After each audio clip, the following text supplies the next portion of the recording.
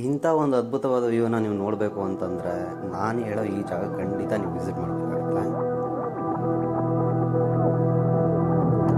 1400 ಅಡಿಗಳ ಎತ್ತರದಲ್ಲಿ ಒಂದು ಸನ್ರೈಸ್ ನೋಡಿದ್ರೆ ಹೆಂಗಿರುತ್ತೆ ಗೊತ್ತಾ? ಹಿಂಗಿರುತ್ತೆ. Welcome to my channel travels of Yatrika ವೀಕ್ಷಕರೇ.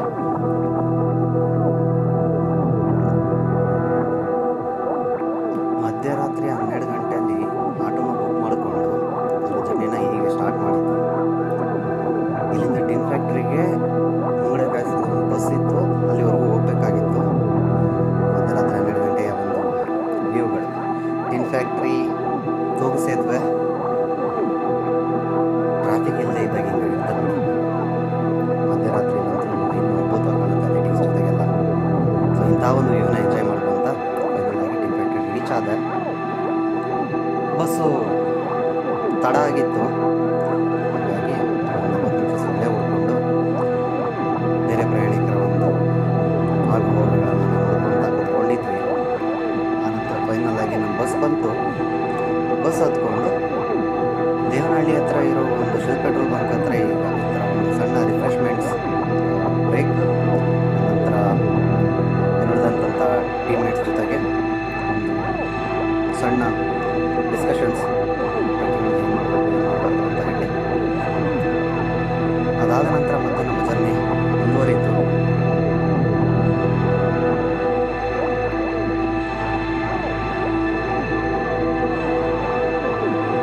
ಬಸ್ ಪಾರ್ಕಿಂಗ್ ಆದಮೇಲೆ ಇಲ್ಲಿಂದ ನಾವು ಚೆಕ್ ಪೋಸ್ಟ್ಗೆ ನಡ್ಕೊಂಡು ಹೋಗ್ತಿರ್ತಕ್ಕಂಥ ಒಂದು ದೃಶ್ಯ. ಪ್ರಶಾಂತ್ ನೀಲ್ರ ಸಿನಿಮಾ ಥರ ಇರುತ್ತೆ ಇದು. ಫಸ್ಟ್ ಹಾಫಲ್ಲಿ ಎಲ್ಲ ಕಪ್ಪು ಮಾತ್ರ, ಆಮೇಲಿಂದ ರೈಲು ಸಿನಿಮಾ ತೋರಿಸ್ತಾರೆ. ಕಲರ್ಫುಲ್ ಆಗಿರುತ್ತೆ.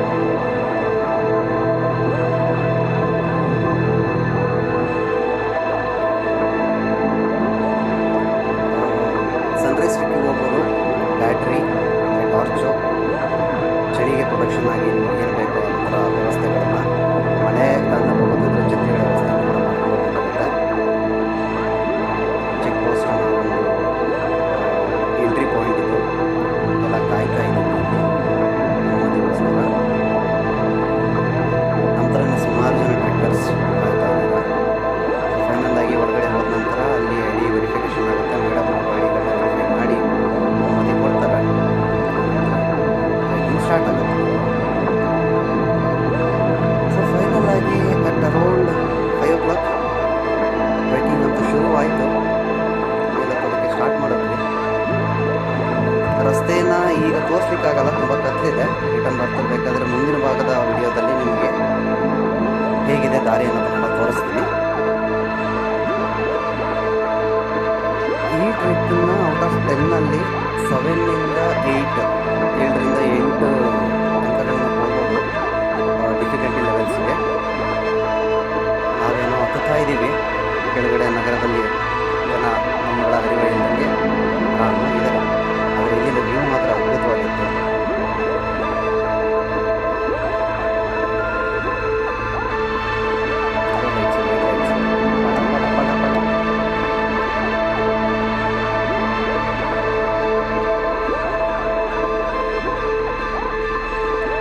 ಆಲ್ಟಿಟ್ಯೂಡ್ ಗೊತ್ತಿಲ್ಲ, ಮೇ ಬಿ ಅರ್ಧ ದಾರಿಯಿಂದ ಈ ಒಂದು ವಿಡಿಯೋನ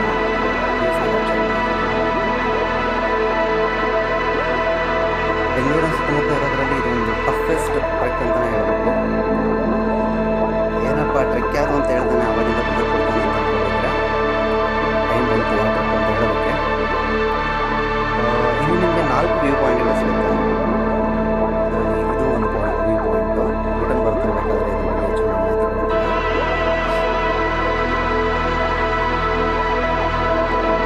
ಸನ್ರೈಸ್ ವೀಕ್ಷಣೆ ಮಾಡೋದಕ್ಕೆ ಈ ಪಾಯಿಂಟು ಚೆನ್ನಾಗಿರುತ್ತೆ. ಹಾಗೆ ಮೇಲೆ ಇನ್ನೊಂದು ವ್ಯೂ ಪಾಯಿಂಟ್ ಕೂಡ ಇನ್ನೂ ಅದ್ಭುತವಾಗಿರುತ್ತೆ.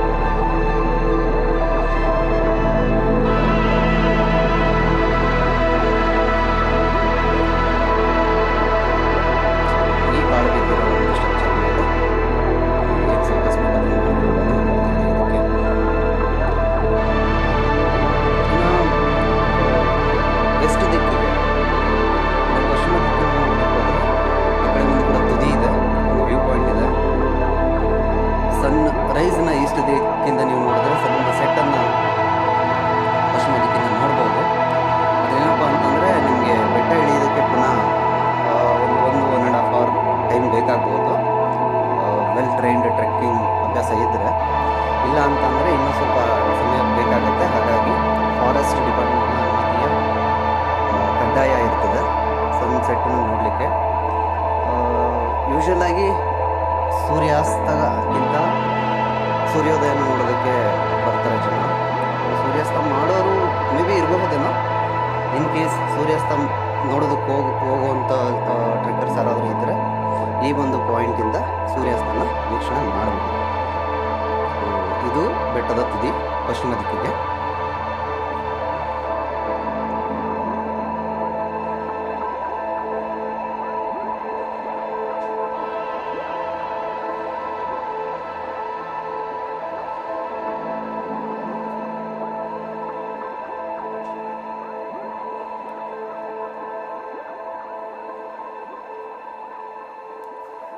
ಸೊ ಬನ್ನಿ ಶಿವನ ದೇವಸ್ಥಾನವನ್ನು ನೋಡೋಣ. ಶಿವನ ದೇವಸ್ಥಾನದಲ್ಲಿ ಲಿಂಗ ಇದೆ. ಆ ಲಿಂಗದ ಎದುರುಗಡೆ ಖಂಡಿತವಾಗಿ ಆತನ ವಾಹನ ನಂದಿ ಇರ್ತಾರೆ.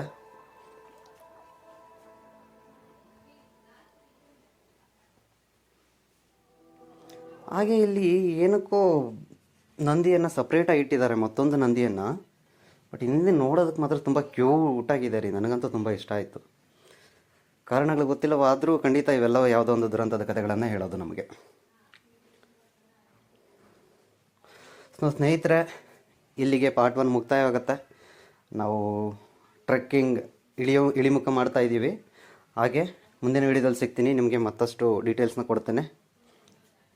ಅಲ್ಲಿ ತನಕ ವಿಡಿಯೋನ ನೋಡ್ತಾ ಇರಿ, ಶೇರ್ ಮಾಡಿ, ಲೈಕ್ ಮಾಡಿ, ಸಬ್ಸ್ಕ್ರೈಬ್ ಮಾಡಿ, ಬೆಲ್ ಐಕನ್ನ ಒತ್ತೋದನ್ನು ಮರಿಬೇಡಿ. ಹೆಚ್ಚಿನ ವಿಡಿಯೋಗಳು ನಿಮ್ಗೆ ಸಿಗ್ತಾ ಇರುತ್ತೆ. ಮುಂದಿನ ವಿಡಿಯೋದಲ್ಲಿ ಸಿಗ್ತೀನಿ. Thank you. Thanks for subscribing and please do support.